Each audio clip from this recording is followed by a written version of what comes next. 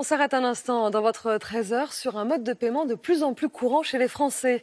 Il s'agit du paiement sans contact. Déjà plus d'1 milliard de transactions depuis le début de l'année. C'est un cap symbolique qui vient d'être franchi. On va plus loin avec vous, Julie Beckrich. Bonjour Julie. Bonjour. Expliquez-nous déjà un petit rappel comment fonctionne le paiement sans contact. En fait, c'est extrêmement simple. Si votre carte porte ce petit logo en forme d'onde, il vous suffit de la poser sur le terminal chez le commerçant et l'achat est réglé sans code à composer. Ce geste se généralise. 40% des achats de moins de 20 € se font sans contact. Alors qu'est-ce qu'on achète, Julie, avec ce mode de paiement? Alors les commerces où on l'utilise le plus, ce sont les boulangeries, les épiceries et les supermarchés.